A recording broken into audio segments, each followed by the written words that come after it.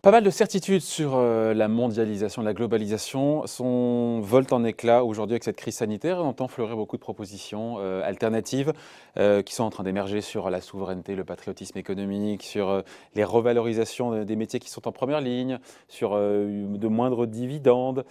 Voilà, et bien justement, bonjour Franck. Franck de Dieu, Oui, bonjour. bonjour. Directeur adjoint de la rédaction de Marianne. Dites-moi, toutes ces propositions-là, elles ne sont pas pour vous déplaire. Et en même temps, Non, chez Marianne, vous n'y croyez pas. Selon vous, il ne faut pas trop vite se réjouir comme ça de cet engouement pour l'État, pour le patriotisme économique. J'avoue que là, je vous suis plus, Franck, là, hein. je vais vous expliquer.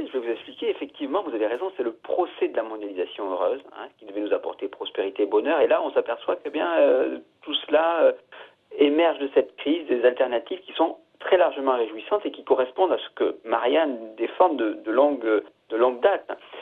Mais ce pourquoi on n'y croit qu'à moitié, c'est qu'il y a des précédents comme après la crise de 2008, et puis les forces d'un système, peut-être y reviendra-t-on, les forces d'un système qui montrent leur résilience, leur plasticité, qui sont capables de mobiliser leur lobby pour tuer dans l'œuf et l'émergence, l'idée d'un vrai changement. Et d'ailleurs, on le voit déjà à l'épreuve. Il y a déjà pas mal d'exemples qui nous montrent que ça va peut-être pas se passer comme on nous dit. Eh bien justement, Franck, des exemples, ce qu'on nous promet et qui, selon vous, n'adviendra pas. Alors, à Marianne, on en a passé au moins une dizaine d'exemples. Je vais vous donner on nous dit, ou on prône au plus haut niveau, je pense au ministère de l'économie, que le règne des dividendes, c'est fini. Alors, évidemment, le ministre de l'économie, Bruno Le Maire, ne veut pas passer pour le dindon de cette vaste financière. Et les grandes entreprises qui veulent à la fois recevoir des aides de l'État pour garder un peu de trésorerie, ne pourront pas distribuer de dividendes. On se dit ça, c'est une super initiative, on applaudit, c'est très bien. Eh ben voilà, alors. Oui, mais attendez, ces largesses qui, au grand bénéfice des fonds de pension, elles risquent de reprendre de plus belle. Une fois que le confinement ou que la crise sera, je dirais, à moitié passée. En 2008 aussi, on nous disait que les patrons, ils ne juraient que de ne plus regarder le cours de bourse. À l'époque, c'était la plaque des stakeholders. Rappelez-vous, les stakeholders, c'est-à-dire les parties prenantes. Les patrons disaient les fournisseurs, on ne va plus trop les pressuriser. Les consommateurs, on va les respecter. Les salariés, on va mieux les rémunérer. Eh bien, moi, je vous dis que on regarde ça de plus près. Entre 2009 et 2019, c'est un cabinet Janus Anderson qui a calculé le montant des dividendes dans le monde entre ces deux dates, sur 2009-2019, eh bien, ils ont doublé. Pourquoi il en irait autrement aujourd'hui? Les habituels chasseurs de primes risquent d'être une sorte de corona vautour, pour une raison simple, c'est que tout simplement, ces investisseurs-là, eh bien, ils ont perdu au cours de la crise entre 20, 30, 40%. Vous le savez mieux que moi, vous interviewez régulièrement des gens qui travaillent sur les portefeuilles. Qu'est-ce qu'ils vont faire? Une fois la pandémie enrayée, eh bien, ils exigeront, avec une volonté redoublée, des copieux dividendes pour compenser leur moins-value qu'ils ont fait antérieurement. Donc, les patrons, qu'est-ce qu'ils vont faire? Eh bien, ils vont obtempérer, bien malgré eux parfois, au détriment de l'investissement et des salaires. Voilà ce qui risque de se passer. Pour rattraper la moins-value antérieure, eh bien, on va demander plus de dividendes demain. Bon, autre sujet dans ces cas-là, sur l'Europe.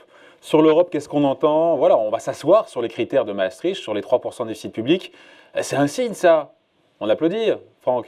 Oui, alors, mais en fait, c'est exactement la même chose. C'est-à-dire que je ne veux pas être douché l'euphorie ambiante de ceux qui veulent changer de monde, mais moi, je suis un petit peu sceptique. Pourquoi? Parce que effectivement, les pays européens vont enfin pouvoir s'affranchir des règles budgétaires en vigueur pour l'année 2020. Attention, les eurocrates de Bruxelles viennent de reconnaître un petit peu que leurs idées d'orthodoxie soutenues depuis 30 ans, c'était peut-être pas génial, qu'on pouvait faire une sorte de parenthèse. Pareil, il existe un précédent. En 2009 aussi, les États européens, ils se sont lancés dans la relance économique pour je dirais, enrayer la crise et ont rendu du coup caduques les critères de Maastricht. Mais c'est quand même pas tout à fait ce qui s'est passé ensuite. C'est-à-dire qu'une fois l'incendie économique éteint, la chancelière allemande Angela Merkel en 2011. Elle a dit, regardez, on va sortir alors ce sont des six-packs, des two-packs, ce sont des chapelets de règles qui actualisent le pacte de stabilité et qui rendent encore plus contraignant par rapport à la précédente mouture les critères de Maastricht. Donc ça veut dire que depuis 2013, ce paquet législatif s'applique et autorise même la Commission à demander des corrections au budget présenté par les États membres. Il y a une sorte de retour de manivelle. Je me résume, David. En 2009, il y a eu effectivement l'idée de faire un plan de relance. 2 ans après, en gros, les pays qui ont fait de la relance ont été priés de serrer la vis davantage que par le passé, tout simplement parce qu'ils avaient fait de la dette. Donc, il risque de se passer la même chose si des États du Nord, notamment, et ils ont fait la preuve la semaine dernière qu'ils n'étaient pas du tout disposés à venir en aide, à faire des Corona Bonds, etc. Ils n'étaient pas du tout disposés. Donc, ce qui risque de se passer, c'est encore un tour de vis pour la prochaine fois.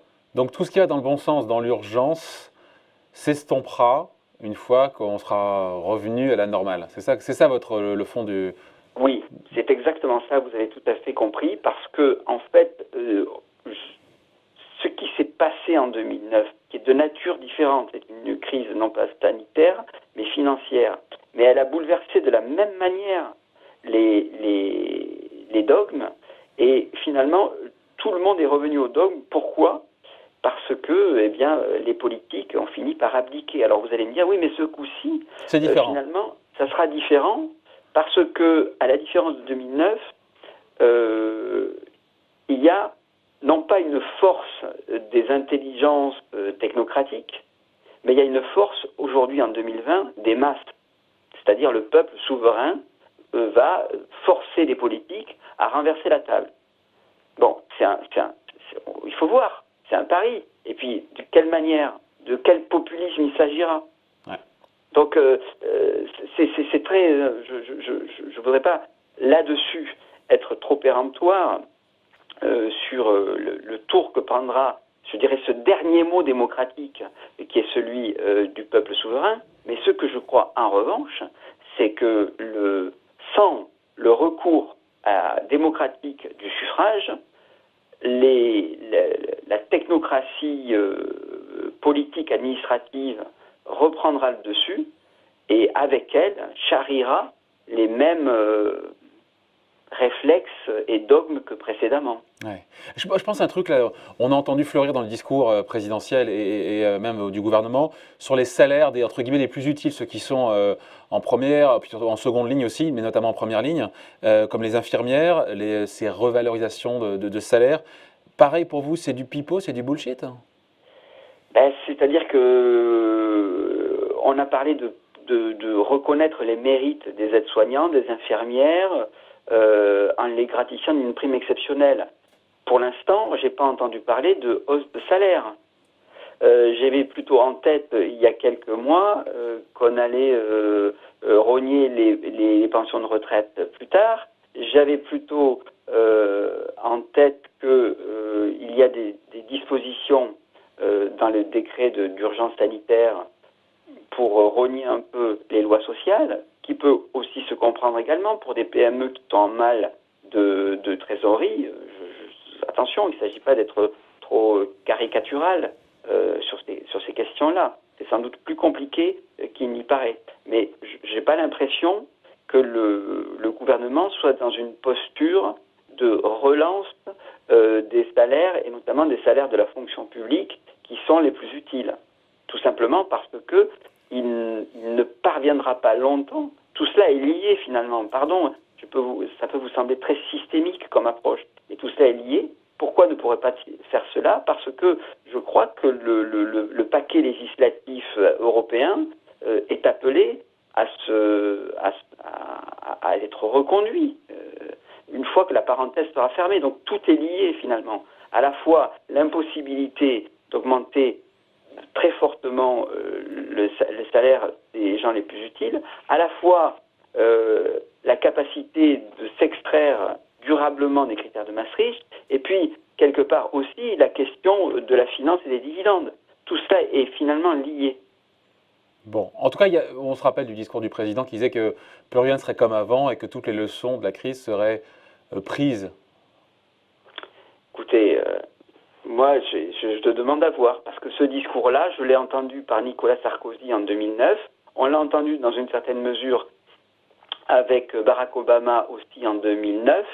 Il se trouve que il y a une sorte de plasticité d'un système. Ouais, l'inertie du système.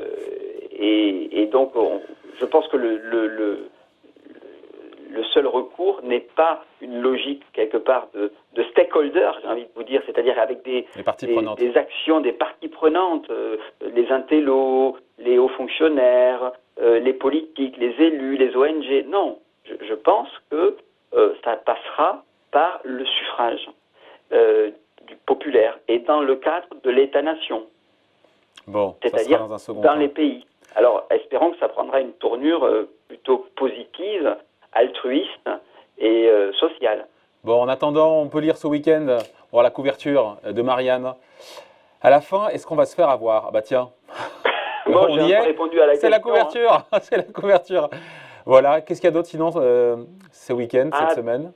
On s'interroge aussi sur savoir, au fond, qu'est-ce que c'est un grand chef d'État? C'est quoi un grand chef d'État? Et on s'aperçoit que, justement, malgré cette mondialisation qui devait faire converger toutes les attitudes des uns et des autres, eh bien, pas du tout. Il y a eu des écoles, il y a eu des façons de traiter la question, le drame sanitaire, qui révèlent quelque chose je dirais, de l'identité des pays. Et justement, on passe un peu au peigne fin ces différentes stratégies et on s'aperçoit que ils sont un peu petits bras, les chefs d'État. Bon, à lire donc cette semaine dans le magazine Marianne. Merci beaucoup Franck. Bon week-end à vous. Merci beaucoup. Bye. Au revoir David.